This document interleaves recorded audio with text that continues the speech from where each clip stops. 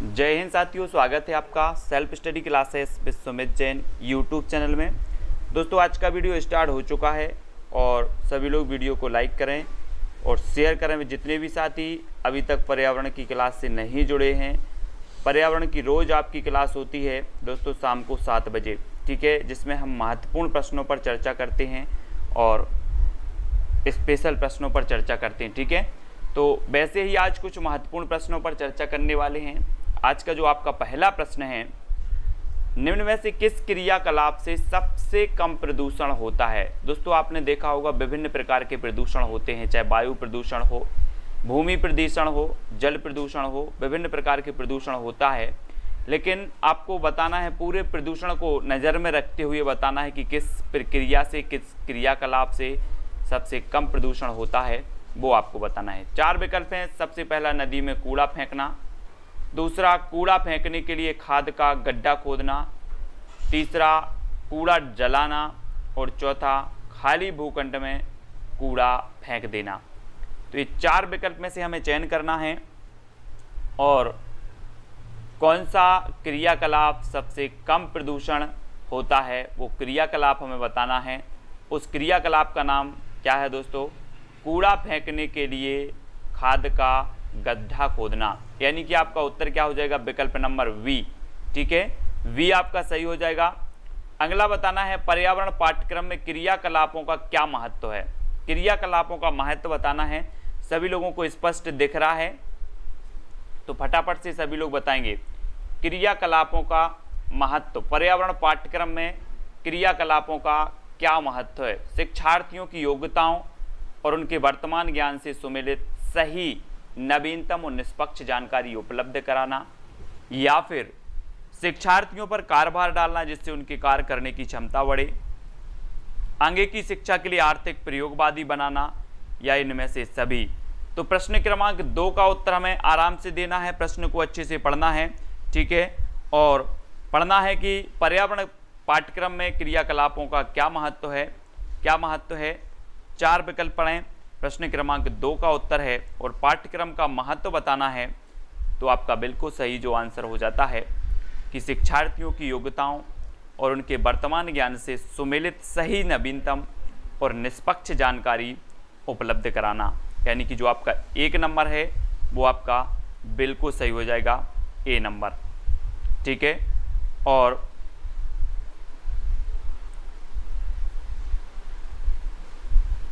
ठीक है, 1 नंबर आपका बिल्कुल सही होगा यहाँ पर, ठीक है। डी की अपेक्षा आपका ए नंबर बिल्कुल सही होगा। अगला है दोस्तों, निम्न में से कौन सा क्रियाकलाप अंततः पर्यावरण को हानि पहुँचाता है। तो कौन सा पहुँचाता है? ऊंचे स्वर में संगीत, अधिक वृक्ष लगाना, या फिर तालाब में कुछ मछलियाँ डालना, या जंगलों की कटाई। तो कौन सा क्रियाकलाप अंततः पर्यावरण को हानि पहुंचाता है? तो कौन सा पहुंचाता है? प्रश्न क्रमांक 3 का उत्तर बताना है और 3 का आपका बिल्कुल सही है। अंततः पर्यावरण को जो हानि पहुंचाता है वो कौन पहुंचाता है दोस्तों? तो सबसे ज़्यादा जो हानि पहुंचाता है दोस्तों पर्यावरण को, वो जंगलों की कटाई। यानी कि आपका उत्तर क्या हो जाएगा? डी नंबर, ठीक है, डी नंबर आपका बिल्कुल सही हो जाएगा।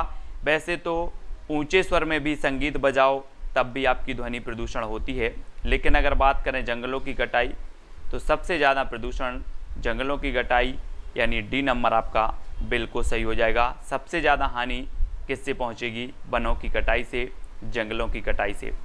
पर्यावरण के माध्यम से शिक्षा का अर्थ है क्या है?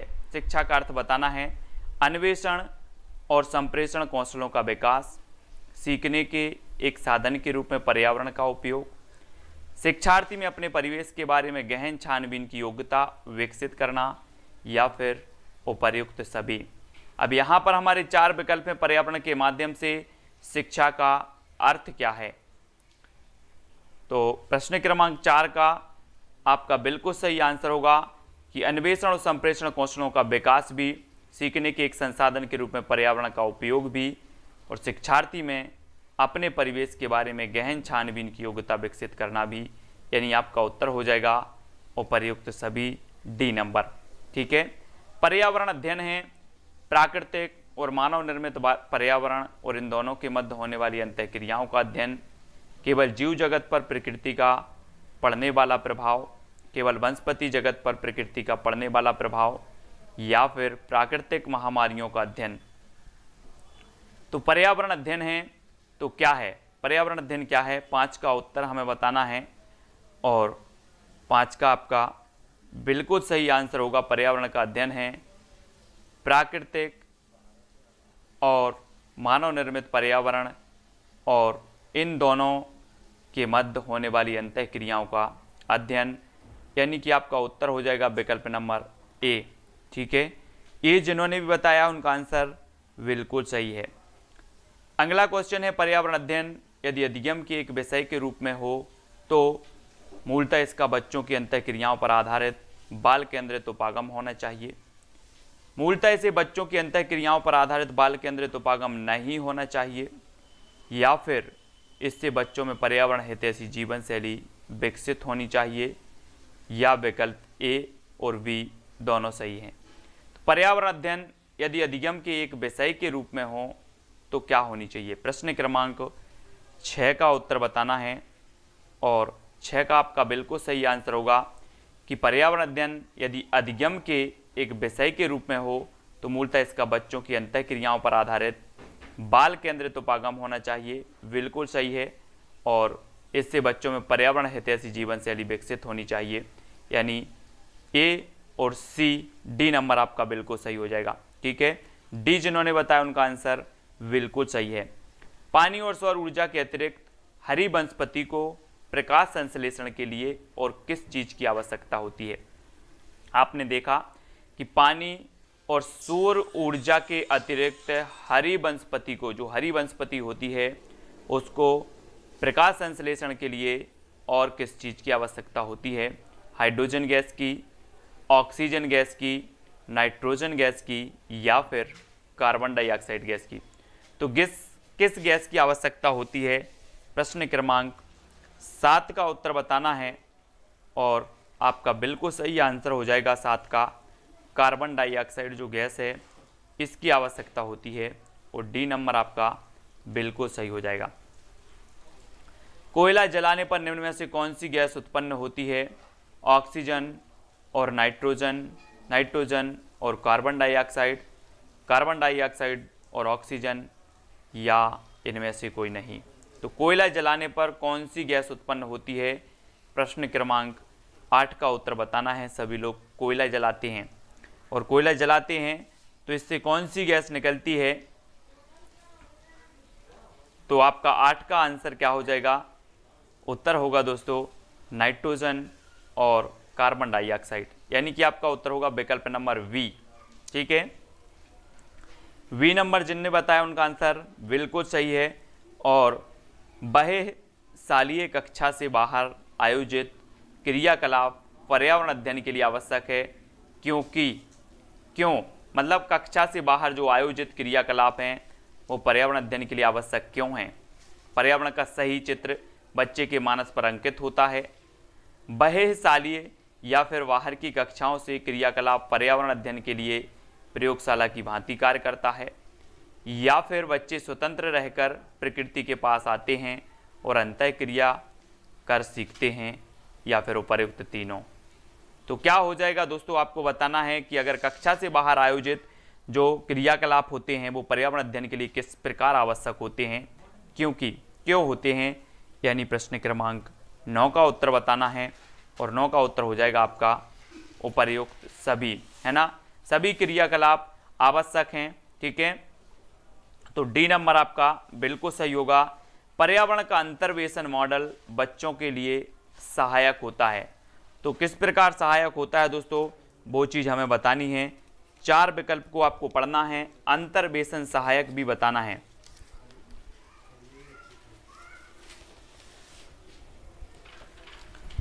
तब आपका राइट आंसर क्या होगा, 4 विकल्प में से सभी लोग चयन करके अपने उत्तर का चयन करेंगे। विशिष्ट क्रियाकलाप के कारण विद्यार्थियों में समस्याओं और मुद्दों के संबंध में समझ विकसित करने में, अपनी जिज्ञासाओं के बारे में पूछ सकने और उत्तर प्राप्त करने में, या फिर अध्ययनरत प्रकरण के बारे में गहराई से छानबीन करने में, या उपर्युक्त सभी। तो आपका राइट आंसर क्या हो जाएगा प्रश्न क्रमांक 10 का उत्तर आपका सही हो जाएगा दोस्तों, उपर्युक्त सभी, यानी डी नंबर आपका बिल्कुल सही है। डी नंबर जिनने बताया उनका आंसर बिल्कुल सही हो जाएगा। ठीक है, देख लेते हैं अगला प्रश्न। अगला प्रश्न यहाँ पर है दोस्तों,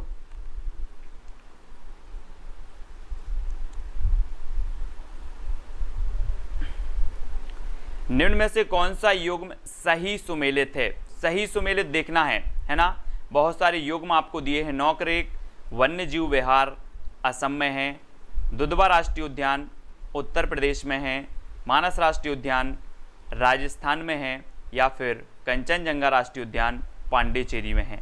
ये 4 विकल्प हैं और 4 में से आपको अगर पता है कि कौन सा राष्ट्रीय उद्यान कहाँ पर है, तो आप सही सुमेलित जो इसमें ऑप्शन है उसमें आपको टिक करना है, आपको चयन करना है। प्रश्न क्रमांक 6 का उत्तर क्या हो जाएगा?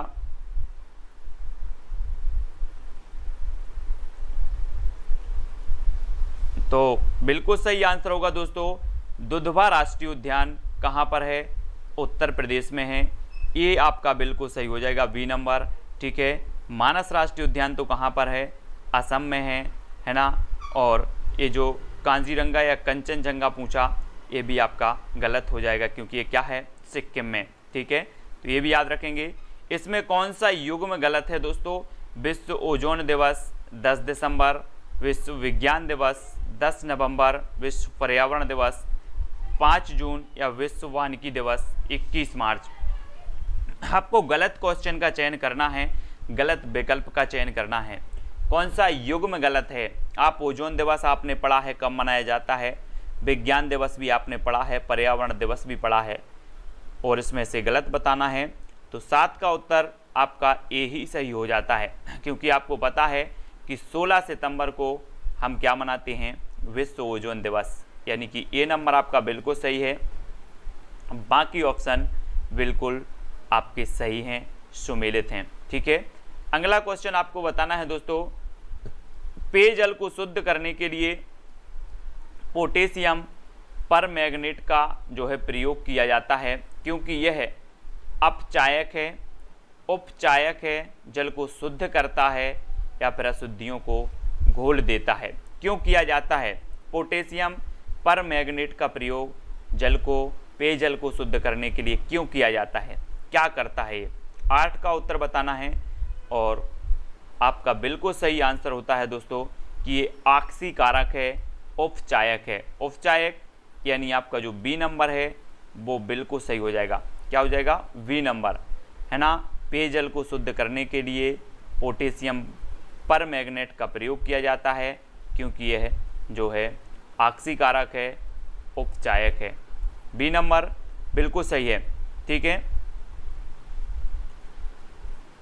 अगला आंसर बताना है दोस्तों, यहाँ पर मॉन्ट्रियल प्रोटोकॉल किससे संबंधित है? मॉन्ट्रियल प्रोटोकॉल किससे संबंधित है? रेडियो तरंगों से, जीवाश्म से, या फिर परमाणु हथियार से, या ओजोन क्षय से? तब आपका 9 का आंसर क्या हो जाएगा?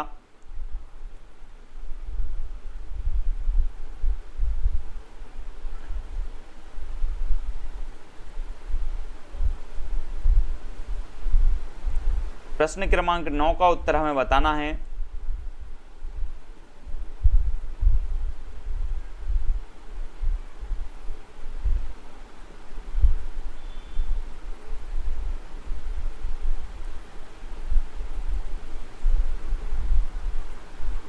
और आपका बिल्कुल सही आंसर हो जाएगा दोस्तों, मॉन्ट्रियल प्रोटोकॉल संबंधित है ओजोन क्षय। ओजोन क्षय यानी डी नंबर आपका बिल्कुल सही हो जाएगा। ठीक है, डोडो पक्षी विलुप्त हो गया है, कहाँ से हो गया है विलुप्त? चीन से, जापान से, नाइजीरिया, या फिर मॉरीशस से?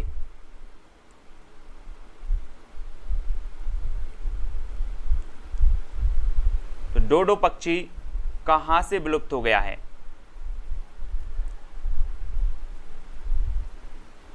तब आपका 10 का जो आंसर है दोस्तों, प्रश्न क्रमांक 10 का उत्तर बताना है। और ये डोडो जो पक्षी है दोस्तों, ये मॉरीशस से क्या हो गया है? विलुप्त हो गया है। यानी आपका जो डी नंबर है वो बिल्कुल सही हो जाएगा। कौन सा है? D number. और आपको पता है दोस्तों कि जो चीन और मंगोलिया है, मंगोलिया और चीन में एशिया का सबसे बड़ा मरुस्थल गोबी मरुस्थल फैला हुआ है। ठीक है, मंगोलिया और चीन में, ये भी याद रखनी है। और डोडो पक्षी विलुप्त हो गया है तो कहाँ से हो गया है? मॉरिशस से। यानी डी नंबर आपका बिल्कुल सही हो जाएगा। ठीक है, भारत के किस राज्य में उनके क्षेत्रफल का अधिकतम प्रतिशत उद्यानों द्वारा संरक्षित क्षेत्रों के अंतर्गत आता है? तो किस राज्य में आता है? झारखंड, है ना। ऑप्शन अनुसार बताना है तो जल्दी से बताएं, किस राज्य में जो है क्षेत्रफल का अधिकतम प्रतिशत जो है उद्यानों संरक्षित क्षेत्रों के अंतर्गत आता है? तो प्रश्न क्रमांक है 11 और आपका बिल्कुल सही आंसर हो जाएगा। क्या हो जाएगा दोस्तों? अधिकतम जो प्रतिशत है उद्यानों द्वारा जो है संरक्षित है तो वो प्रदेश है सिक्किम। सिक्किम यानी कि जो डी नंबर है वो आपका बिल्कुल सही हो जाएगा। सिक्किम ऐसा राज्य है जिसके जो है क्षेत्रफल का अधिकतम प्रतिशत राष्ट्रीय उद्यानों संरक्षित क्षेत्रों के अंतर्गत आता है और डी नंबर आपका बिल्कुल सही हो जाएगा। ठीक है, सिक्किम आपका सही है। नेक्स्ट सुमेलित करना है दोस्तों, इच्छा आपको दिए हैं, अभ्यारण्य दिए हैं, ये अभ्यारण्य बताना है कहाँ कहाँ पर हैं। बांदीपुर कहाँ पर है, पेरियार कहाँ पर है, जंगली गधा अभ्यारण्य कहाँ पर है और दाचीगाम कहाँ पर है। ठीक है, इनको देख लें। और नीचे एक कूट दिया है, कूट भी थोड़ा सा आप पढ़ लेंगे, है ना। इस प्रकार से इसको छोटा भी कर दे रहे हैं और कूट भी आपको पढ़ना है। कूट पढ़ कर के उत्तर बताना है। प्रश्न क्रमांक है अपना कौन सा है? 12।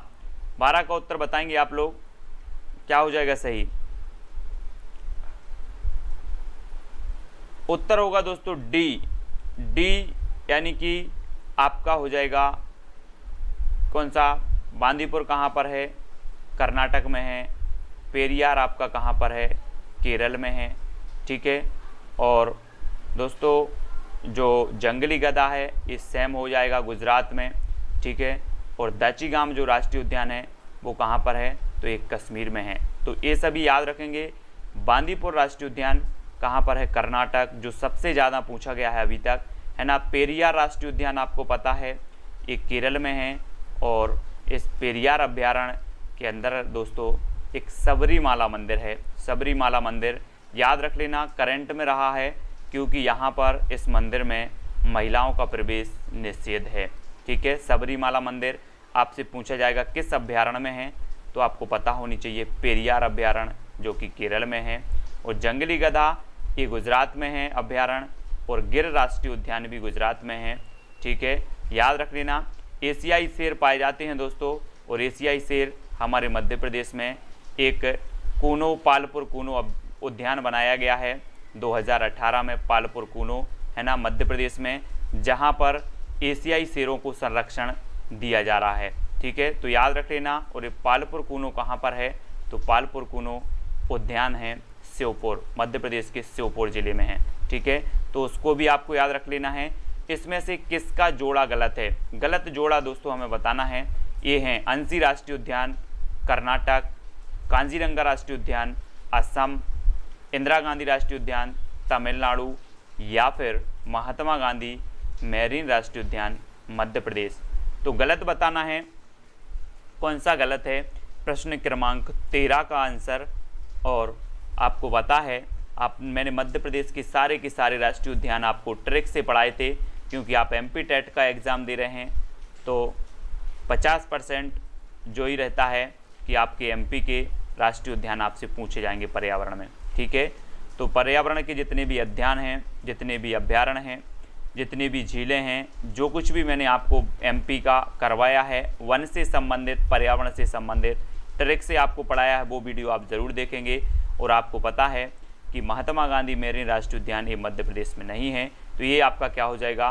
सही हो जाएगा। ठीक है, बाकी अंशी राष्ट्रीय उद्यान एक कर्नाटक में है, बांदीपुर राष्ट्रीय उद्यान भी कर्नाटक में है, मानस राष्ट्रीय उद्यान और कांजीरंगा राष्ट्रीय उद्यान ये असम में है। ठीक है, और इंदिरा गांधी राष्ट्रीय उद्यान ये तमिलनाडु है। ठीक है, याद रख लेना। मंदिरों की पुण्य भूमि कहा जाता है दोस्तों तमिलनाडु को, सभी को पता है। अगला क्वेश्चन आपको बताना है, सुमेलित करना है यहाँ पर, सुमेलित अंशी राष्ट्रीय उद्यान।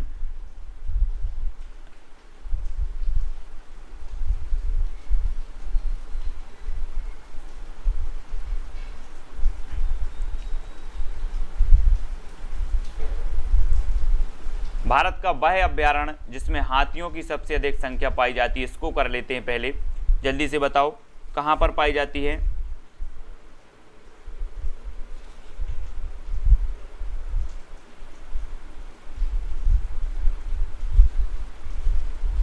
चलिए ये बताएं, फिर आपको भारत का वह अभ्यारण्य जिसमें हाथियों की सबसे अधिक संख्या पाई जाती है, उस अभ्यारण्य का नाम आपको बताना है, वो कौन सा है। 23 का आंसर बताना है सबसे पहले। सागर में है, कांजीरंगा, महावीर या फिर कान्हा, जहां पर हाथियों की संख्या सबसे अधिक है। और 23 का आंसर क्या हो जाएगा, तो वो आपका बिल्कुल सही आंसर होगा दोस्तों, कांजीरंगा, कांजीरंगा राष्ट्रीय उद्यान में, यानी सी नंबर आपका बिल्कुल सही होगा। सी नंबर जिन्होंने बताया उनका आंसर बिल्कुल सही हो जाएगा। एक सींग वाले गैंडे के लिए प्रसिद्ध है, यानी कि यहाँ का जो संरक्षित पशु है वो एक सींग वाला गैंडा है। और कान्हा किसली का जो संरक्षित पशु है वो 12 सींगा है, ब्रेडरी प्रजाति का, है ना, ये चीज़ भी याद रखनी है। और भारत का सबसे पहला राष्ट्रीय उद्यान कौन सा है, भारत का पहला राष्ट्रीय उद्यान बताना है दोस्तों, है ना, आपको जिम कॉर्बेट राष्ट्रीय उद्यान, गिर राष्ट्रीय उद्यान, दुधवा राष्ट्रीय उद्यान या फिर राजाजी राष्ट्रीय उद्यान, ये 4 विकल्प हैं। और आपको पता है कि जो जिम कॉर्बेट राष्ट्रीय उद्यान है इसे हैली के नाम से जाना जाता था पहले, ठीक है, हैली राष्ट्रीय उद्यान के नाम से जिम कॉर्बेट राष्ट्रीय उद्यान को। और सबसे पहले दोस्तों ये जिम कॉर्बेट राष्ट्रीय उद्यान ही बनाया गया, यानी कि जो 1 नंबर है वो आपका बिल्कुल सही है। और ये कहाँ पर है, तो ये उत्तराखंड में है, ये चीज़ भी याद रखनी है। गिर राष्ट्रीय उद्यान गुजरात में है, ठीक है, ये भी कई बार पूछा गया है। दुधवा राष्ट्रीय उद्यान कई बार पूछा जाता है, उत्तर प्रदेश में है। और राजाजी राष्ट्रीय उद्यान ये भी उत्तराखंड में है, ठीक है। तो ये सारे के सारे उद्यान आपको पता होनी चाहिए। पगमार्क तकनीक का प्रयोग किया जाता है वनों में जानवरों का अवलोकन करने के लिए, या फिर दुर्लभ वन्य पक्षी के बद्ध स्थल में प्रजनन के लिए, या फिर विभिन्न वन्य जंतुओं की जनसंख्या के आकलन के लिए, या फिर वन्य जीव जंतुओं के पहचान के लिए। पगमार्क तकनीक बहुत ही बढ़िया प्रश्न है दोस्तों। जो राष्ट्रीय उद्यान होते हैं वो पगमार्क तकनीक को अपनाते हैं। अगर उनको कुछ कार्य चल रहा है और जिसमें देखना है कि कोई अगर घायल हो गया है कोई जानवर, तो उनके जो पगमार्क हैं उसके हिसाब से ये तकनीक अपनाई जाती है। तो 25 यानी कि आपका जो उत्तर होगा वो क्या हो जाएगा, विभिन्न वन जंतुओं की जनसंख्या के आकलन के लिए, है ना, सी नंबर आपका बिल्कुल सही हो जाता है। सी नंबर, है ना, इनके आकलन के लिए ये किया जाता है, जनसंख्या के आकलन के लिए, सी नंबर, ठीक है। पगमार्क तकनीक बहुत ही बढ़िया प्रश्न है, IMP प्रश्न है, ठीक है, याद कर लेना। देश में वन्यजीव, क्योंकि अभी शेरों की जनगणना भी हुई है दोस्तों, आपको पता है ना, शेरों की जनगणना हुई है। और गुजरात में गिर राष्ट्रीय उद्यान में शेरों का कुनबा बड़ा है ना, तो ये चीज़ भी आपको पता है। और देश में वन्यजीव संरक्षण अधिनियम कब लागू किया गया, ये चीज़ बताना। वन्य जीव संरक्षण अधिनियम, है ना, आपको बताना है कब लागू किया गया। प्रश्न क्रमांक है 26, और 26 का जो आपका राइट आंसर होगा वो क्या हो जाएगा। तो दोस्तों सभी को पता है कि वन्य जीव संरक्षण अधिनियम जो लागू किया गया वो लागू किया गया 1972, यानी कि आपका जो सी नंबर है वो बिल्कुल सही हो जाएगा, ठीक है। भारत के प्रत्येक नागरिक का कर्तव्य होगा कि प्राकृतिक पर्यावरण का संरक्षण एवं सुधार, यह कथन भारतीय संविधान के किस अनुच्छेद से संदर्भित है। प्रश्न क्रमांक 27, और बहुत ही बढ़िया प्रश्न है, किस अनुच्छेद। आपको पता है दोस्तों कि जो कर्तव्य हैं, है ना, भारतीय संविधान में कर्तव्य निहित हैं, उन्हीं कर्तव्यों में से आपको एक नागरिक कर्तव्य है कि प्राकृतिक पर्यावरण का हम संरक्षण करें, सुधार करें। और 27 का आपका बिल्कुल सही आंसर होगा अनुच्छेद 51A। अनुच्छेद 51A में जो है हमारे मूल कर्तव्य हैं, और उन कर्तव्यों में भारत के प्रत्येक नागरिक का कर्तव्य है कि प्राकृतिक पर्यावरण का संरक्षण एवं सुधार, है ना, करें। और आपका बिल्कुल सी नंबर बिल्कुल सही हो जाएगा। ठीक है, राज्य देश के पर्यावरण के संरक्षण तथा उसमें संवर्धन और वन तथा वन्य जीवों की रक्षा का प्रयास करेगा। यह कथन भारतीय संविधान के किस अनुच्छेद से संदर्भित है? बहुत ही बढ़िया प्रश्न है दोस्तों कि राज्य देश के पर्यावरण के संरक्षण तथा उसमें संवर्धन और वन तथा वन्य जीवों की रक्षा का प्रयास करेगा। यह कथन भारतीय संविधान के किस अनुच्छेद से संदर्भित है? ये चीज़ें भी आपको पढ़नी है और 28 का आपका बिल्कुल सही आंसर होगा अनुच्छेद 48A। अनुच्छेद 48A में कहा गया कि राज्य के पर्यावरण के संरक्षण तथा उसमें संवर्धन और वन तथा वन्य जीवों की रक्षा का प्रयास करेगा। ए नंबर, डी नंबर आपका बिल्कुल सही हो जाएगा। ठीक है, अब दोस्तों हमें उत्तर बताना है प्रश्न क्रमांक 14 का, जो आपका यहाँ पर सुमेलित करना है विश्व जैव विविधता दिवस, और इसको सुमेलित करके बताना है। सुमेलित कीजिए, तो सुमेलित करें विश्व जैव विविधता दिवस, विश्व जल दिवस, विश्व प्रवासी पक्षी दिवस या फिर विश्व वानिकी दिवस। तो ये कब कब मनाए जाते हैं ये चीज़ हमें बतानी है। 4 विकल्प भी नीचे आपके दिए हैं, उनको भी आप देख सकते हैं, है ना। उत्तर आपका क्या हो जाएगा ये चीज़ भी आपको बतानी है। ठीक है, तो यहाँ पर सीधा सीधा है दोस्तों, जब हम यहाँ पर पहले आते हैं कि विश्व जैव विविधता दिवस हम बता देते हैं 22 मई को। ठीक है, विश्व जल दिवस हम बता देते हैं 22 मार्च को। ठीक है, ये चीज़ भी आपको पता है। और आपको पता है दोस्तों विश्व प्रवासी पक्षी दिवस, यानी कि आपका जो उत्तर होगा वो क्या हो जाएगा 8 मई। विश्व प्रवासी पक्षी दिवस और विश्व वानिकी दिवस 21 मार्च। ठीक है, इनको देख लें, ये क्वेश्चन पूछे ही जाते हैं। ठीक है, और रोज़ 7 बजे आपकी ये कक्षा होती है दोस्तों। तो विश्व जैव विविधता दिवस 22 मई को, विश्व जल दिवस 22 मार्च को, विश्व प्रवासी पक्षी दिवस 8 मई को और विश्व वानिकी दिवस 21 मार्च को मनाया जाता है। ठीक है, यानी कि आपका डी नंबर बिल्कुल सही हो जाएगा। अगला है दोस्तों, सभी जीवधारियों के प्रति सम्मान की भावना रखने का उपदेश किसने दिया? हेनरी टू ने, रूडयार्ड किपलिंग ने, मार्टिन लूथर किंग ने या फिर अल्बर्ट स्वीट्जर ने।